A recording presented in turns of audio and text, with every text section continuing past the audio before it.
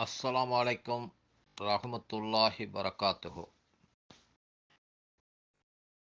இளைஞர்களை சீரழிக்கும் செல்போன் போதை. இறுதி பதிவு. உங்களையே நீங்கள் கொன்று விடாதீர்கள்.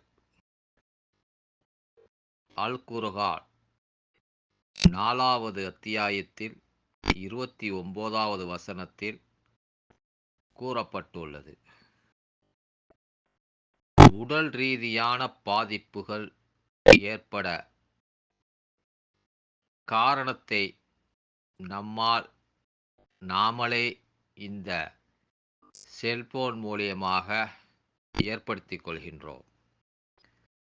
இரவில் தூக்கமின்மை, பகலில் தூக்க கிறக்கம், தலைவலி, கண் எரிச்சல், கண் கோளாறுகள், விரல் எலும்பு தேய்மானம்,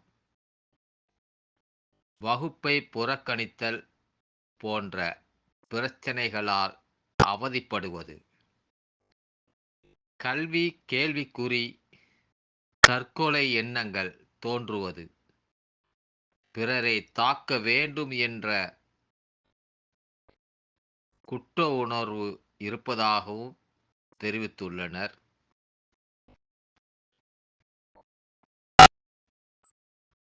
உங்களில் உடலுக்கு செய்ய வேண்டிய கடமைகள் இருக்கின்றன. உங்களின் கண்களுக்கு செய்ய வேண்டிய கடமைகளும் இருக்கின்றன. நூல் புகாரி 1975 பதிவாகியுள்ளது.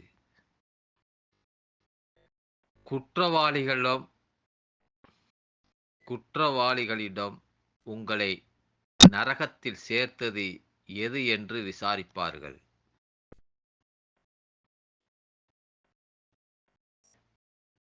வீணில் மூழ்கியோருடன் மூழ்கி கிடந்தோம். திருக்குர்ஆன் 74வது அத்தியாயத்தில் 45வது வசனத்தில் கூறப்பட்டுள்ளது. வீணானதை புறக்கணிப்பார்கள்.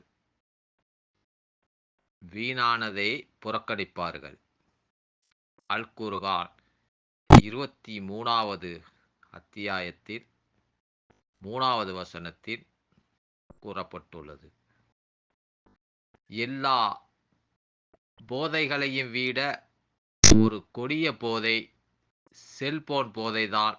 மிகவும் அபாயகரமானது.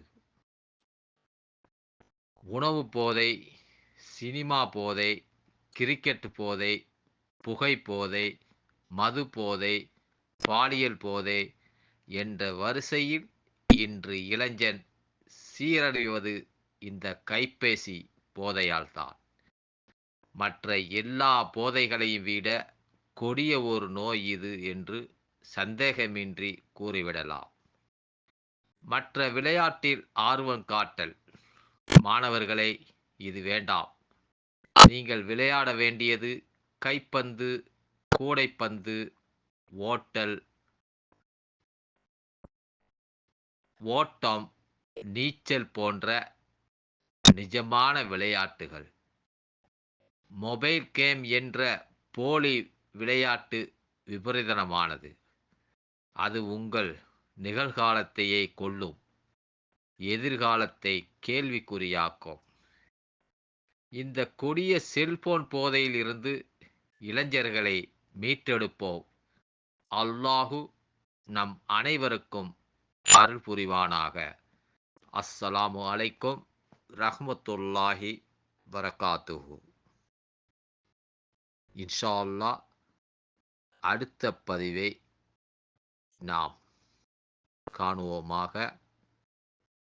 இந்த பதிவு முடிவடைகிறது.